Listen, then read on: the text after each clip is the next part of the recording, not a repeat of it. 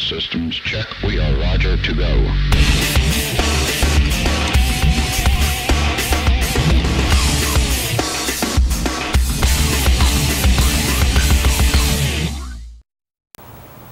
Hi, I'm Norm Morrison and welcome to the Great American Southwest.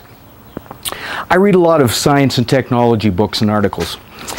And recently I was reading a book that talked about a new technology called Lab on a Chip, LOC. And what a Lab on a Chip is a small device about the size of a smartphone that will allow you to do on-the-spot blood, urine, and sputum tests, and give you the results of those tests in just a few minutes. And right now, they can diagnose a few dozen different diseases or conditions. The technology for LOC hasn't been deployed yet, but it very shortly will. And within probably 5 or 6 years, the number of conditions that it can test for and evaluate will be in the hundreds.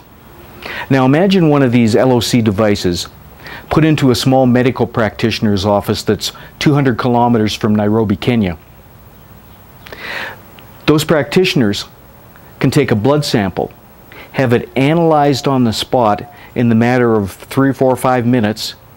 The doctor or the practitioner can then dispense drugs to treat the condition. The time and cost of sending that sample away to a lab in Nairobi is eliminated. Or what if you had someone driving around from village to village with one of these devices, taking samples on the spot? But you also add cell phone technology to that device, that lab on a chip. And once the sample is taken and evaluated, the information can be transmitted directly back to the doctor's office, wherever that may be. Now here's a better one, or at least I think it's better. Because these LOC devices will be so simple to operate, one person in a village or even the patient themselves could utilize it. A village or a group of surrounding villages goes together and purchases one. Perhaps it's government subsidized. And all of a sudden they have a degree of health care right in their own communities. They don't have to travel 200 kilometers to wherever the closest facility may be. Now this is technology that's been developed.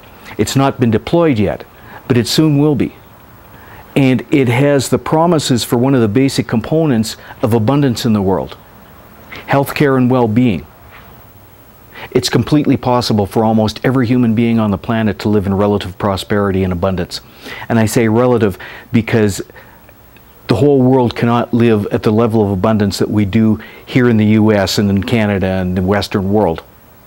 The resources simply could not support that. But the whole world can have good health care.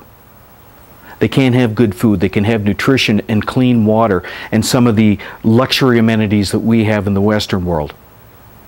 So part of the reason that I'm doing these video and written blogs is to make you aware, not only of the problems, because many of us are aware of a lot of the problems, but to also make you aware that there's solutions.